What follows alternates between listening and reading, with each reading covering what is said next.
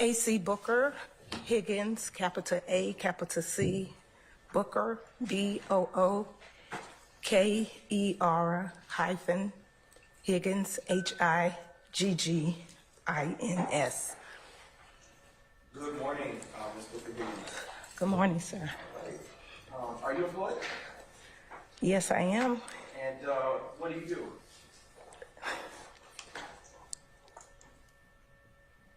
I have a part-time job,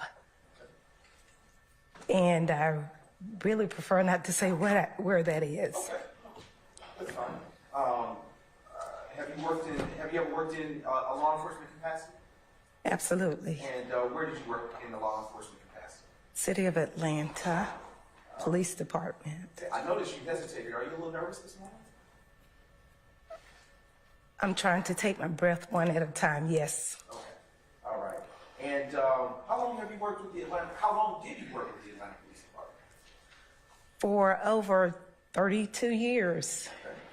Okay. And can you describe for the jury what your employment trajectory at APD was?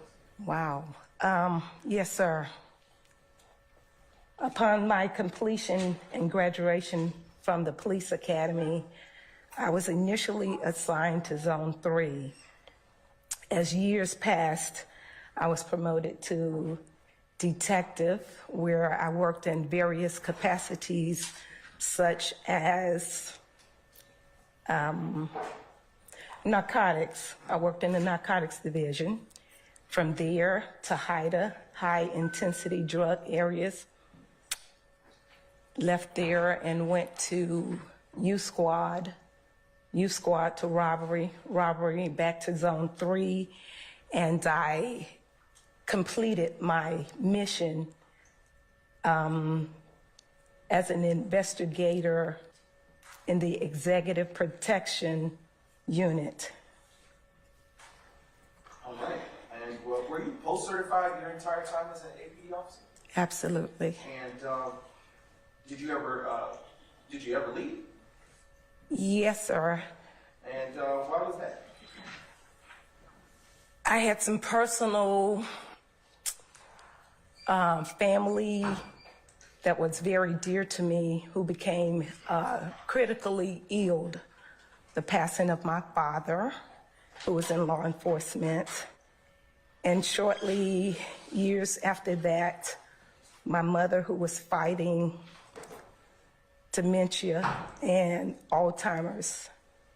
And with the help of my beloved identical twin sister, who was aiding me in that capacity as a caregiver, who eventually passed as well. So I was dealing with a lot of personal emotionals to the point that I felt like I was burning the midnight oil 24/7. And I really could not go to work and continue to pretend that I was in a good space when I wasn't. Sorry to hear that. I want to transition now to the date of September 11, 2013. Do you recall if you worked that day? Yes, sir, I did. Do you need a second? No. Can you please tell the jury what you remember about that day of work? On the date in question, investigators Porter, Robeson-El, and myself responded to an alleged robbery called out at an apartment complex, 2614 Old Hateville Road. Upon our arrival at that location, we were met by Officer Jackson, where Investigator Robison-El conducted an interview with the female who said that she... Objection for the hearsay. I'll sustain the objection. Your Honor, Aristotle. Good night. Its effect on the listener. Also, confrontation clause wrong. I'll overrule the objection. I'll reconsider. You may consider that. Thank you. Who indicated that she had been robbed.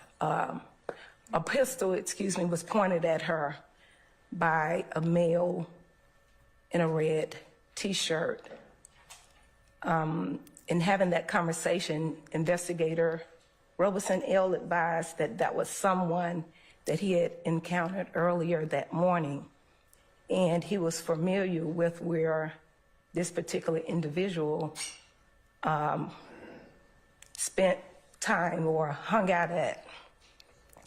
After gathering information, we departed from that particular complex, and Investigator Porter drove us down the street to another complex, which was about 2 or 3 minutes away.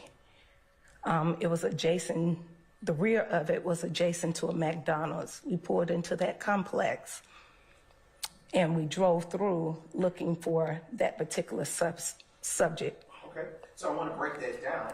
But let's backtrack for a second. How were you dressed that day? I was dressed in plain clothes, not a uniform, as somewhat like I am today. And was that typical for your capacity as a detective? Absolutely. And can you describe for the jury what kind of shoes you were wearing?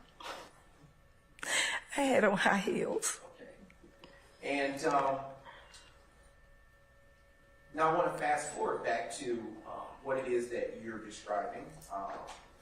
Did you what was the address of the second location? The address was 2714 Old Hayville Road, just down the street. And in what county is that located? Fulton County, City of Atlanta. And is the address for the apartment, well, what apartments, as you described, are located at that area? What? That's a poor question, my apologies. What is the name of the apartment complex located at that address?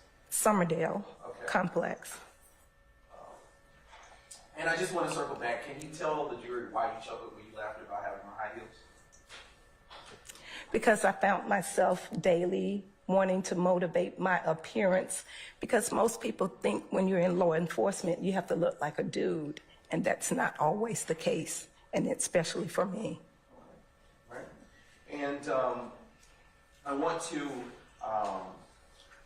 again, orient you back to the second apartment complex that we visited.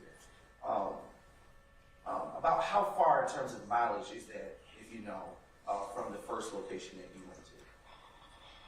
Maybe a quarter of a mile. It's not long at all. And about how far in terms of time would you say that is? 2 to 3 minutes. And why did you go to the second location? Because Investigator Robison-El indicated that the gentleman or the suspect in question in the red T-shirt would be normally hanging out at that particular address in the complex. Okay. Now, as you all journey, can you tell the jury on the second trip to the second location where in the vehicle you were seated? I was in the rear seat. Okay. And when you say in the rear seat, are you behind the passenger or the driver? Initially, I was behind the passenger. That would have been Robeson-El. And then but you said initially, so did anything change? Absolutely. As things move forward,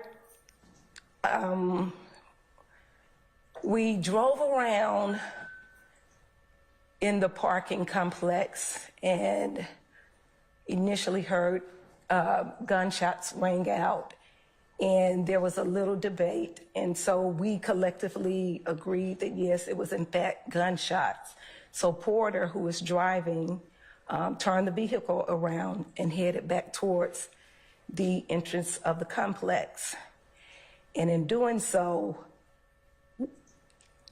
driving, I saw a black male in a red T-shirt, and he was running and shooting simultaneously. Being in the back seat, I didn't have quite the advantage, and I no longer saw him. El mentioned, well, he dipped in the car, in a reddish car. So once the suspect dipped in the red car and we got a little bit closer, Investigator El jumped out the car because he was in full uniform and he identified himself. and approached or had some conversation with someone in the car. The car backed up into a parking space, and once it did that, you could tell that they were about to flight or flee. The car went past L with the intent to strike him, but he was... What's the basis for your objection, sir? Without speaking an objection, just tell me the basis. Speculation, Judge. I'll sustain it as a form of the question. You can rephrase, sir. Okay, so we're going to break that down, and I want to go back a little bit first before we go to that. First, I want to show you what has been already admitted as State's Exhibit 25C and publish it for the jury, please. Can you tell the jury if you recognize the vehicle in State's Exhibit 25C? Yes, sir. What is that vehicle? It's City of Atlanta official detectives or investigator vehicle that we were operating in on the day in question. Okay, and is in that vehicle, can you describe where everyone was seated with the jury?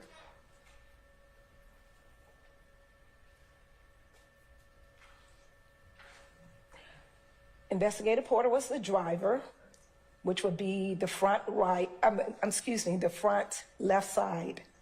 Investigator L was the front right passenger, and then seated on the rear back is where I was positioned.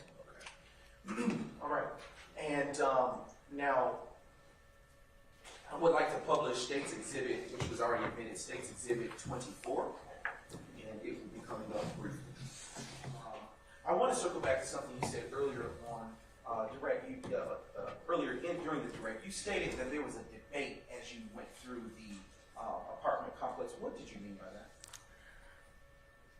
I couldn't figure out whether that was the sound that we heard, the pop that we heard was a firecracker or in fact a gunshot.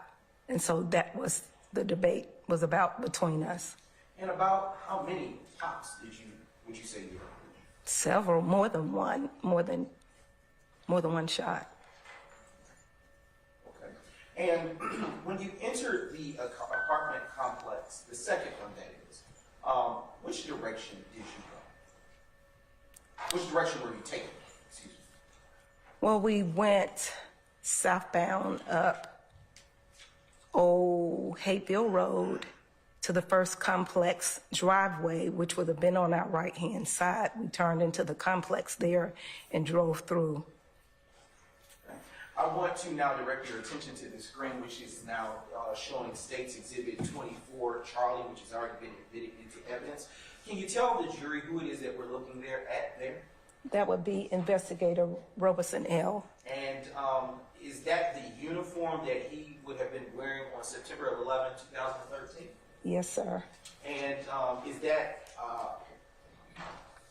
no further questions, I'll strike that. Now I want to resume our what we were saying as it relates to the directions that you came into this second apartment complex. Can you describe for the jury the arrangement of the entrance and the exit?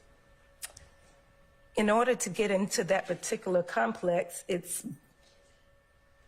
there is a gate, an iron gate, that will allow you entrance and exit depending upon residency, if you use a code of some sort.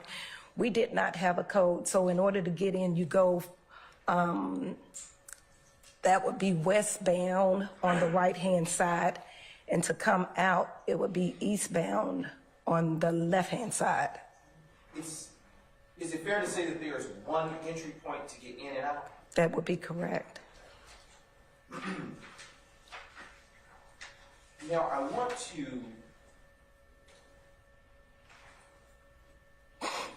go back to what you said earlier.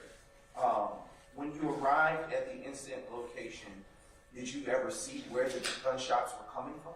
No, sir. Did you see anyone with a gun? Eventually, yes, sir. Okay. Can you tell the jury what you remember about that? I saw a black male in a red T-shirt running across the corridor or the open space of the complex, and he was shooting and running at the same time. And what, if anything, did you all do at that point when you saw that? Investigator Porter, who was operating the vehicle, and this was after we realized a red car was involved, tried to block that particular red vehicle from moving further, but somehow the driver was able to get around us and forcefully striking us on the bumper of the vehicle. The car then,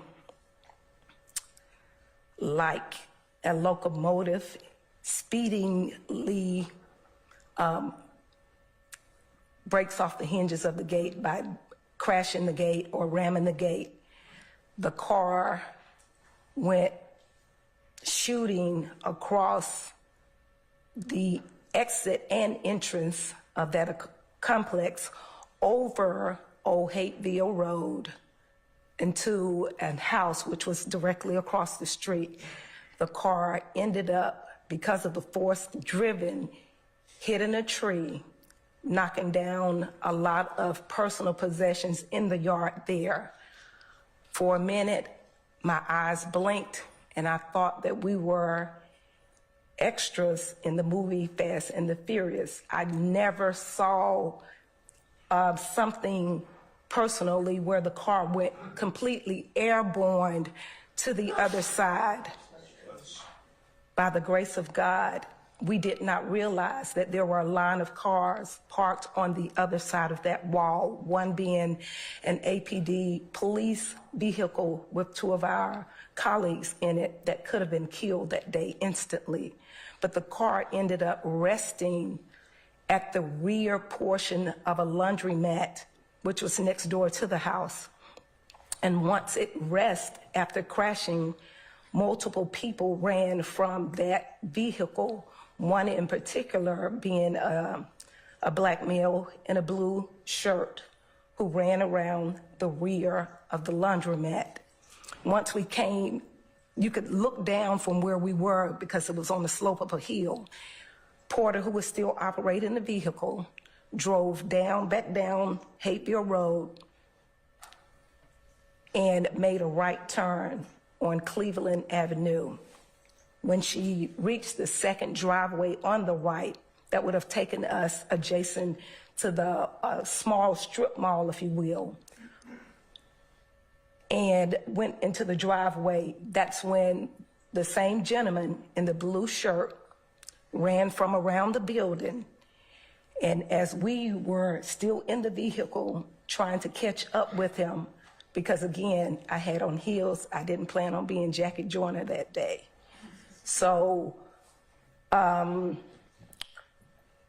guy was weaving and running, bobbing and weaving until he came in contact with the front bumper of our vehicle. Porter was able to jump out, subdue him, grab him. By the time I reached to where Porter and the suspect was, I was able to take off his belt and make a makeshift handcuffs until the cavalry could arrive to assist us. Okay, so you said a lot there, and I want to unpack it for our jurors. But the first thing I want to ask you is, when you reference cavalry, who are you talking about? Other APD officers that we called to assist us for help. And did they come? Absolutely, praise God. Okay. And so now I want to go back you've walked us through, I want to go back to the apartment complex. After you saw the individual with the black male in the red T-shirt, as you described, running, pointing the firearm, can you tell the jury if you saw at that time any other person? There were other people in the car, yes. Well, did you see any other persons running? Just that particular one. And a curious question, around what portion of the day? Was it afternoon, morning, or evening? I believe it was still morning. Okay. Was it? And after you saw the individual with the red T-shirt and the firearm running, what, if anything, where did they go? They jumped into a reddish car that was being backed into the parking space there, still in the parking complex. Sorry. Did you see the red vehicle prior to seeing the individual in the red shirt? I didn't. Okay. From what side of the apartment complex did you see this red vehicle when it finally showed up? It was that would be the left-hand side of coming into the apartment complex. Excuse me. And if you remember, what door did this individual enter the red car? I don't recall. And at the time that you saw this individual enter the red vehicle, did any of you get out of the vehicle? No, sir. Only Investigator Robeson-El. And what, if anything, do you recall him doing after exiting the vehicle? He shouted police, and there was other conversation, but I wasn't able to make out what that was. And why weren't you able to make out what that was? I was still in the backseat of the vehicle, being tossed around like a rag doll. Okay. Now, I want to ask you about that. Were you strapped in? Unfortunately, no, sir. All right. And on that day that you were being tossed around like a rag doll, what was happening that was causing you to be tossed around? There was a lot of commotion, and when we got struck by the reddish vehicle, it knocked me to the floorboard.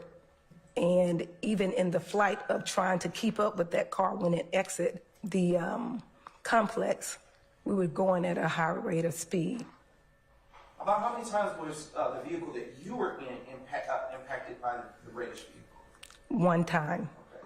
Did that impact to the front bumper of your vehicle leave any damage? It did. Okay. I see that you're wearing glasses today, which are very nice. Do you normally wear glasses? No, sir, I don't. Were you wearing glasses on September 11, 2013? No, sir. Were you wearing corrective lenses at that time? Contacts? No, sir, I wasn't. Do you ever wear contacts? No, sir.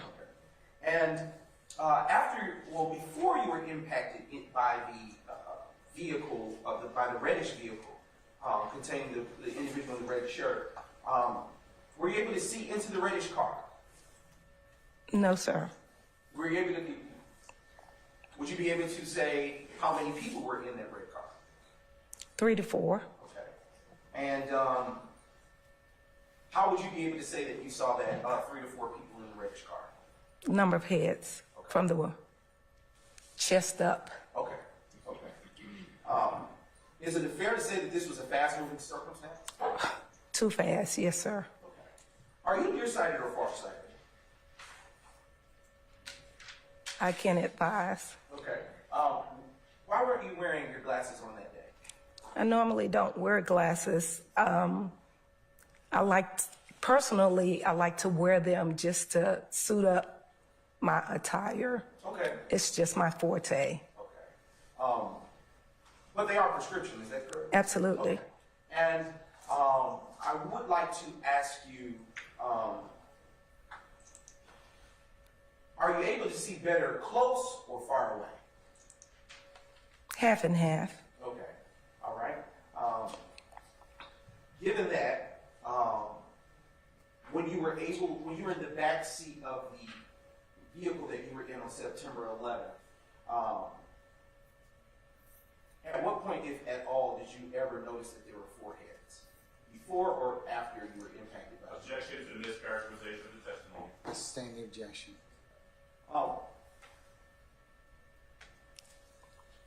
Earlier you stated you saw 3 to 4 persons from the top up, from the chest up. At what point did you make that observation? Once L jumped out to engage, to make an engagement. Were you able to make out any further descriptions of the persons that you saw inside the vehicle? The driver. Okay, let's walk through it. What description did you make of the driver and any other persons if you were able to do so? I thought the driver was a female.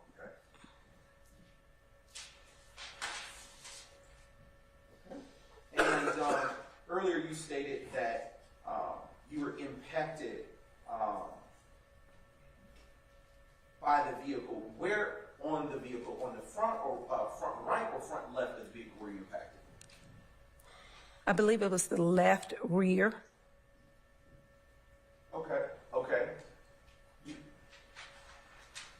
I'm now going to show you what has already been previously admitted as State's Exhibit 28 Charlie. Is that, you're now looking at State's 28 Charlie, does that look like, again, the vehicle that you were in? Yes, sir. Okay, and where's the damage on that vehicle?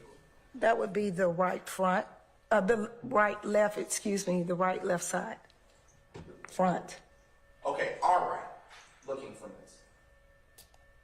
Okay, so it would be the driver's side. Let me just say it's the driver's side, Yes, ma'am. front bumper. Okay, and that damage came after you were impacted by the Red red vehicle. vehicle. Okay. Yes, sir. And earlier you stated, and I'm going to now transition, well, I also want to transition to a State's Exhibit 29 Charlie, followed by State's 30 Charlie. State's 29 Charlie, is that consistent with what you remember the damage to be? Yes, sir. Okay, let's transition to State's 30 Charlie. Is that damage to the vehicle you're in consistent with what you remember on September 11, 2013? Yes, sir. A few moments ago, you indicated that you thought it was a female. I want to ask you, why did you think that the driver of the vehicle was female? Because that individual had shoulder-length hair, and it was bouncing and waving like most women here would do. And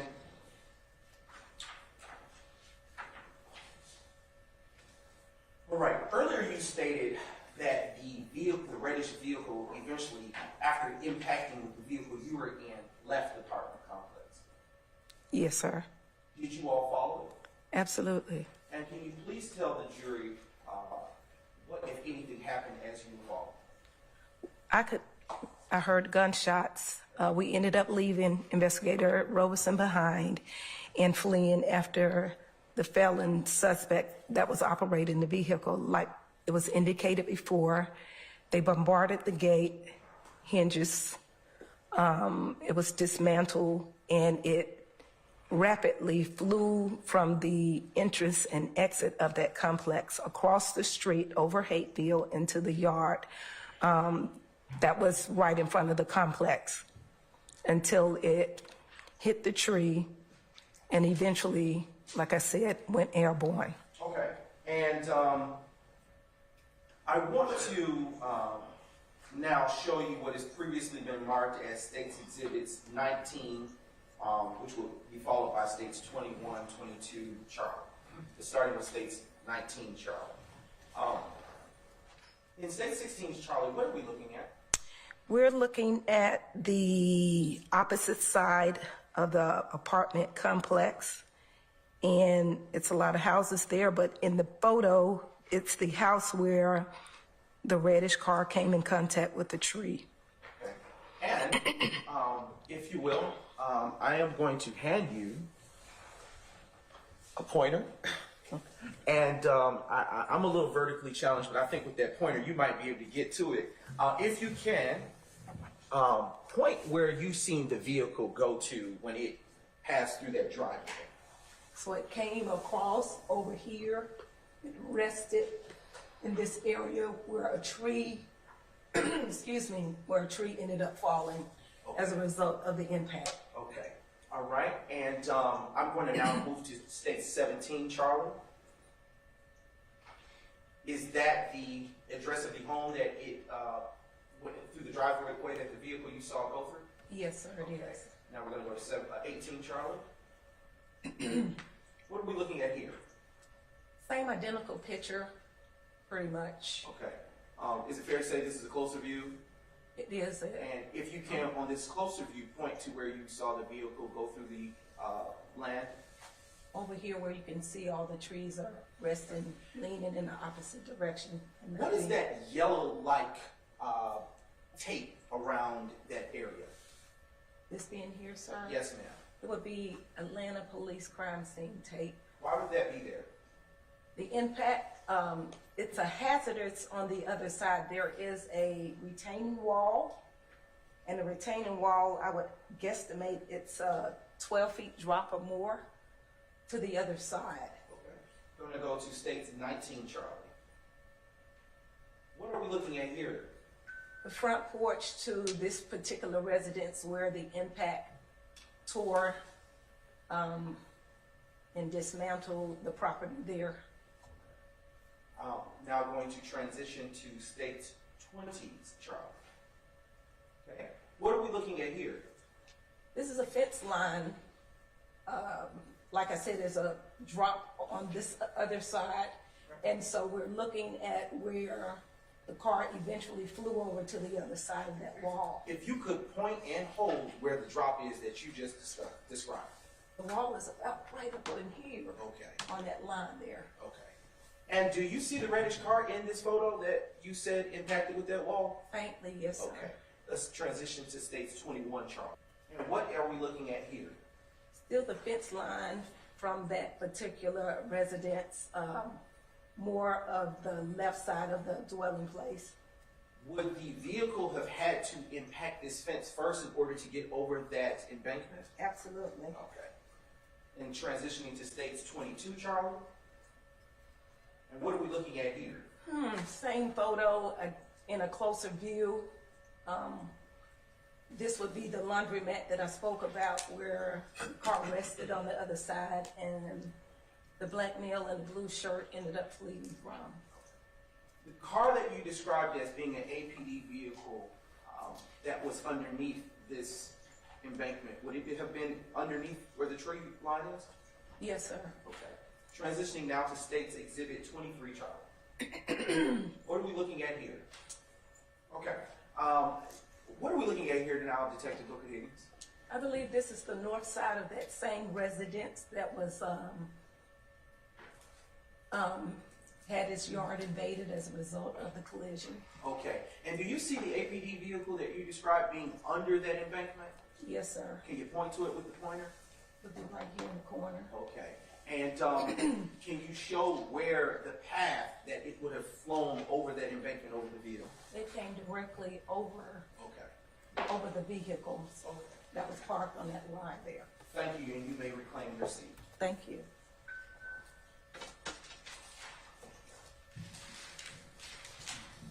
And I just want to circle back to a few things that you said earlier prior to the technology coming on board with us. Earlier you stated that you saw the driver of the vehicle. At what point were you looking at the shoulder length here during this incident? When they first took off, and then as they drove and made that left turn out of the complex. And where were you when you saw the shoulder length there? Still in the rear seat. Okay. And where was the red car when you saw the shoulder length there? First, it was backed into the parking space there at the complex, at the second complex. Okay. How far were you now, without glasses, how far were you seating, the better yet,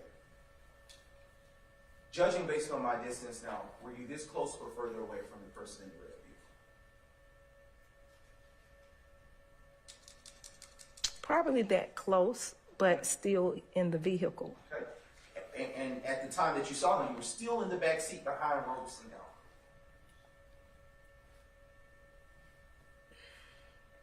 I'm going to That- object to this characterization of the evidence. Okay, The witness said, I don't speak your objection. I sustain the objection as to form. You can rephrase. Sure you don't. I'll ask you a different question. Where were you seated in the vehicle when you saw? Well, earlier you stated there was movement for you in the vehicle. Mm-hmm. Where were you at the point in the vehicle that you saw the person with the shoulder length hair that you described? question, asked, and answered. I'm gonna rule that. Yes, you can answer. Right rear seat passenger. Okay, all right. About how far from you would you say that I am at this point? Less than 10 feet. And about how far can you see clearly without your glasses on? I can see clearly. I just need them for reading. All right. And to be clear, were you able to see the car when it first went through the apartment gate? You mean exiting? Yes. When it was exiting. Yes, sir. Okay. And Were you looking at the rear of the vehicle as you saw it exit the apartment? Yes, sir. Did you see the bouncing hair as the red car went through the gate? Yes, sir. And who was closer to the red car when it first arrived at the apartment, when you first saw it arrive at the apartment? It would have been Investigator Robeson-El. All right. I want to ask you just a few more questions. Earlier you described that you left L behind.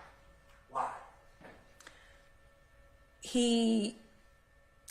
There was gunshots rang out, and everything happened so swiftly that once we came in contact and got hit by the reddish car, we had no choice but to keep moving to keep up with that particular individual. And when you reference L, are you referencing Detective Robison-El? Excuse me, yes, that would be correct. And can you describe the pathway that you took to follow this vehicle? So coming out of the complex, we did a sharp left, which would go back. That would be northbound on Old Hateville Road. The laundromat would have been at the intersection of Old Hateville and Cleveland, where we made the right turn. You would have to go past 2 driveways on the right for us to cut up into the small plaza that I spoke about in order to catch up with the suspect who was wearing the blue shirt. When the vehicle impacted your blue vehicle, was it coming toward you or was it coming toward Robeson-El? At first, it was coming towards Robeson-El as if to mow him down, and he had to jump out the way, and then it came towards us. Did he make any contact with Detective Robison-El? At that time, I could not advise. Like I said, we left him behind. Okay. And I want to go back to what you saw as you were pursuing this vehicle. When you saw the vehicle make impact with the coin laundry, were you able to see what, if anything, happened at that point? To my surprise, the suspects in the vehicle abandoned it, jumped out and bailed and ran. I thought they were dead. Did, at any point, before the vehicle made impact with the vehicle, let me rephrase that. Did at any point, while the vehicle was still within the apartment complex, did anyone that came with you discharge their weapon? I didn't know at the time. I could not advise at that time. Is it fair to say because everything was moving so fast? It was moving swiftly. Okay. When you saw the vehicle impact with the laundry, about how many people did you see exit the vehicle, if you recall? 3 to 4 black males. Can you describe for the jury the directions that you saw the individuals leave the vehicle? They scattered. I could only keep my eye on the guy with the blue shirt, Okay. but I know they scattered out of the vehicle, abandoning it. Did you personally see the vehicle, the suspects in the vehicle flee the vehicle? Yes, sir. Okay. And when you saw the suspect in the blue shirt, can you describe the direction that you saw him flee? He went coming out of the vehicle, he went on the right side and ran to the rear of the laundromat, crossing over a fence line. Okay. Did he have to climb this fence? Absolutely. Okay. Is this a tall fence? Your normal, 6-foot fence, 7 foot? Yes, sir. You can see it on the right-hand corner. Yes, sir. I was just making certain that I could. Yes. Okay. All right. Before you get started, ladies and gentlemen, you okay? You want to take a break? Comfort? We good? All right, drive on. Okay, yes, sir. Okay. So starting with states 129, Charlie, I would ask that you show the jury,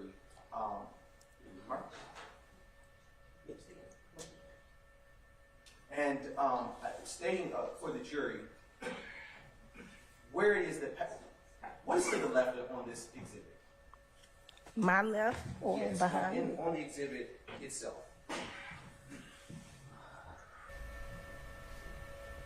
So on the left, where you see that gray car, would be the entrance and exit towards the apartment complex, the second. And I'm going to approach you with a marker because what I would like for you to do kindly is to circle the area where you know the apartment complex to be on this exhibit. Oh, Yes. okay.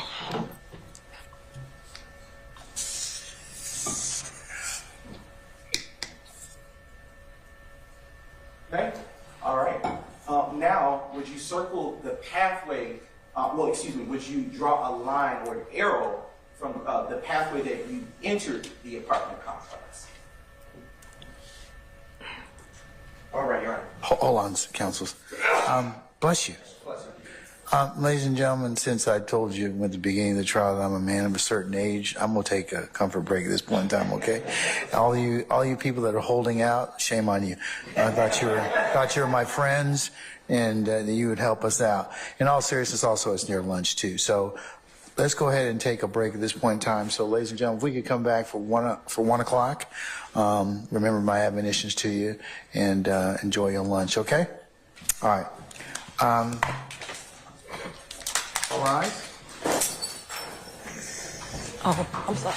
Okay, Mr. Brown, you may continue your examination, sir. Detective Booker-Higgins, I'm going to approach you again with what you had stated reviewing prior to us breaking for the lunch period, prior to what has already been admitted into evidence. Focusing your attention on this right here, states exhibit 119, Charlie. Absent your markings on that particular exhibit, is that exhibit directly in front of you exactly an exact copy of what is to the right of you, which has already been admitted as states 129, Charlie? Yes, sir. And to be sure, are states 129 Charlie through 137 Charlie images from Google Maps?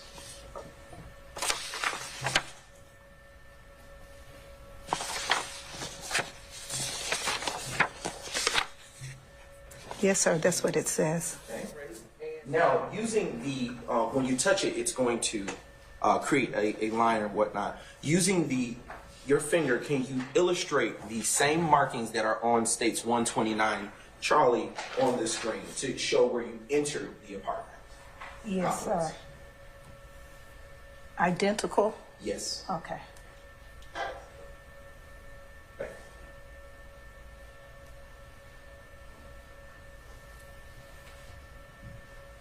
Okay. And on states Charlie Alpha, can you, using your finger to make identical markings on the screen, show where on states 129 Charlie Alpha you exited the apartment complex?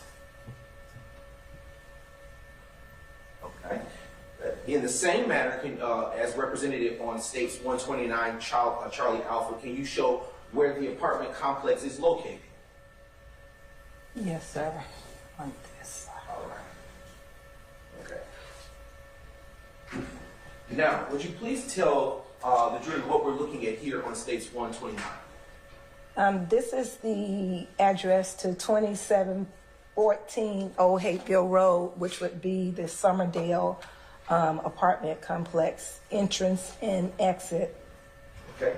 And would you please on the screen write the words entrance next to the entrance arrow?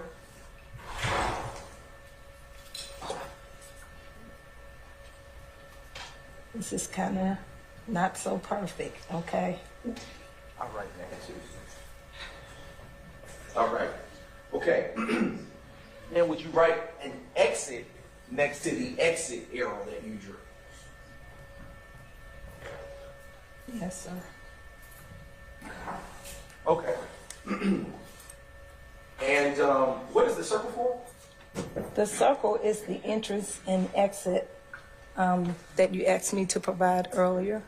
Okay. Now I want to turn your attention back to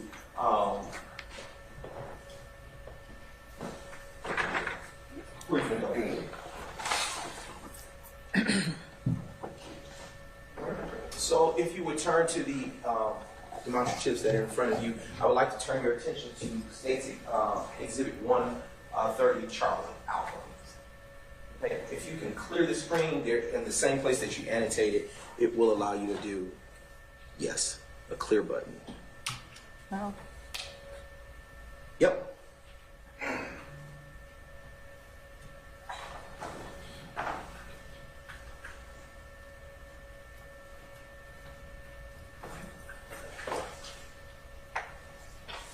All right. So looking at the screen that is in front of you, can you tell the jury what they're looking at in States 130, Charles? What area they're looking at? This is the street portion outside of the complex, and it would be going north and west on Old Hateville Road. Can you describe the terrain of that area?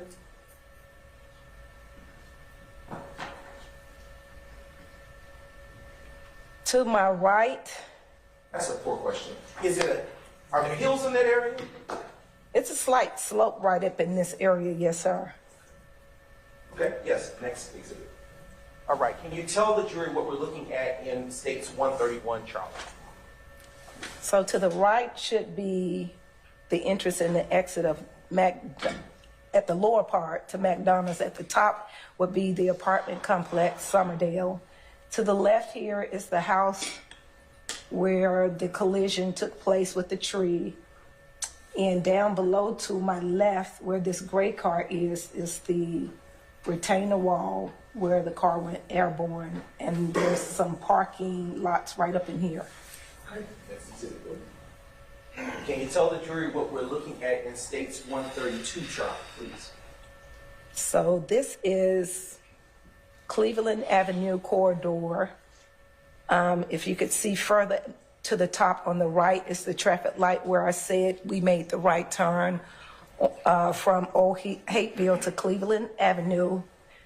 I don't know if I could see my finger, but No, you actually can annotate on that one as well. okay, thank you. So about right up in here should be a driveway. I said we came down to the second entrance of the driveway. It's not marking, hold on, Okay. please.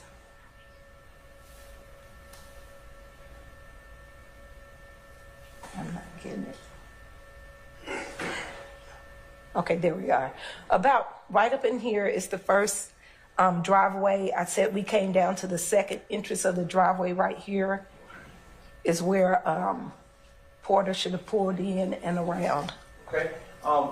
Can you see the area where your vehicle made impact with the individual in the blue shirt you described? No, sir, not from this vantage point. Okay. You can clear that screen with that feature, and we're going to go to the next exhibit. Okay. All right. Can you please tell the jury what we're looking at here? Okay, this is still Cleveland Avenue. Let's see. Right here is going to be your laundromat and the entrance and exit, because there was a one-way in, one-way out driveway. Down here's the driveway I spoke about earlier that we went into. Okay.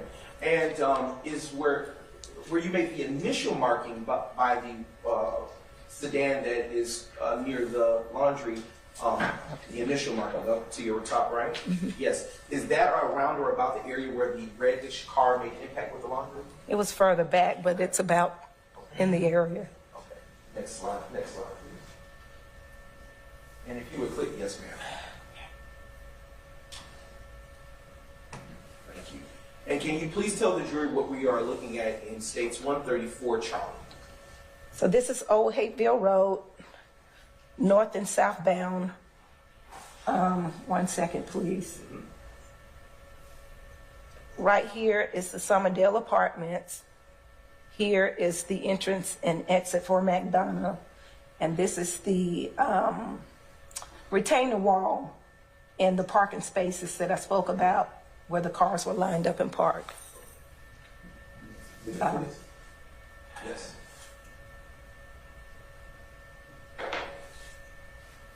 Okay. And in States 135, Charlie, what are we seeing here? This is the same, it's a broader picture, but the same that I just identified a second ago. Yes. Now, can you please tell the jury what we are seeing here? In States 136C, Charlie. So this is closer to the intersection of Old Hateville Road and Cleveland Avenue.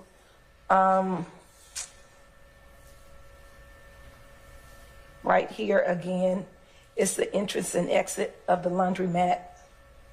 And further down over here would be the parking lot, the little mini mall that I spoke about earlier.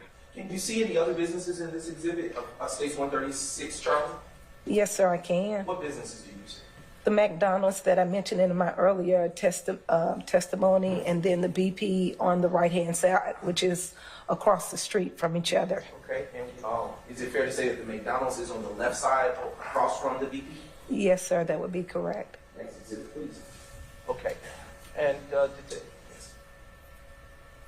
And Detective Booker-Higgins, can you tell the jury what we are seeing here in States 137, Charlie? So this is the small plaza that I mentioned earlier. In this plaza was a barber shop, other little mini stores along from where it says Profile Institute, along to the left side of that. Okay. And in this area, can you tell the jury whether you see the area where your vehicle impacted the individual, the suspect in the blue shirt that you described? No, sir, not from this vantage point. Can you, with your finger, using the annotation on the screen, show where that would have been? I try to draw an arrow to the left.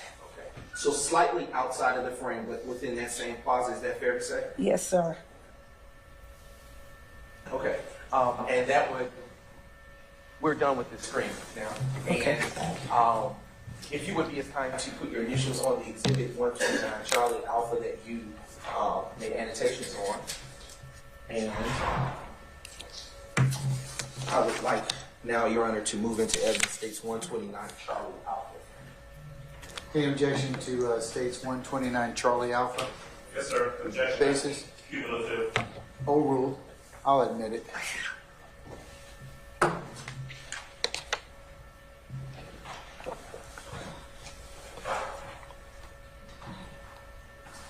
A few more questions, Mrs. Booker-Higgins. Okay. Okay, so turning back to the car, the reddish car that you said that you saw on September 11, 2013. Why did you say that the driver was a woman? Because the person in question had shoulder-length hair. Okay. And would you please describe the person that you called the driver? A black female, about my complexion. All right. And now you say that you saw the car go airborne. Is that fair to say? Yes, sir. And when you saw the vehicle go airborne, where were you? We were on Old Hateville Road near the... Do you need the exhibit? That would be fine, sir. Yes, please. Yes. Okay, now you may answer if you will, and please pinpoint by way of the annotation where you were about when you saw the vehicle go airborne. About right along in here, a little up further than this bus. Okay. So would that have been directly in front of the home that was ultimately impacted by that same vehicle? Yes, sir. Okay. And about how far from the vehicle the reddish vehicle were you when you saw it go airborne?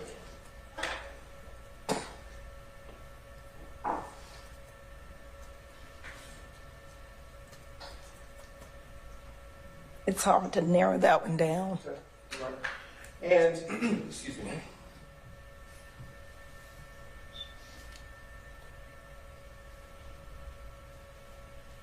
And earlier on testimony, you said you saw some individuals, you saw 3 to 4 males get out of the vehicle. Excuse me. Did you see 3 to 4 males get out of the red car after it went airborne? After it crashed, yes, sir. Yes. Okay. Basis.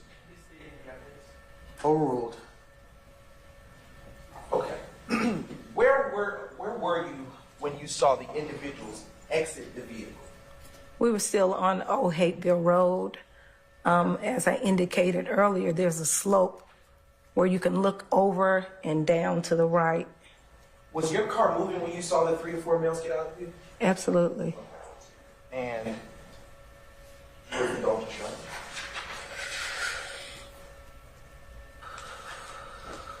Where inside the red vehicle were the 3 to 4 males that you saw flee seated before they exited the reddish vehicle? If you remember.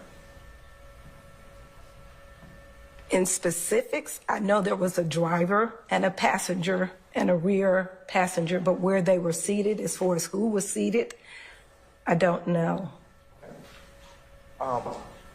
Did you see the guy in the red shirt that you saw earlier exit the vehicle? At some point, Do you know which direction he ran? no, sir. Did you see the guy in the blue shirt that you were earlier that you described? Yes, sir. Did you see what direction he ran? To the right and in the rear of the laundromat.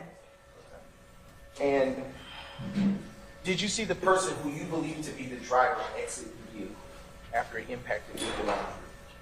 Yes, sir. And which direction did that individual go? I can't say. No further questions, Your Honor?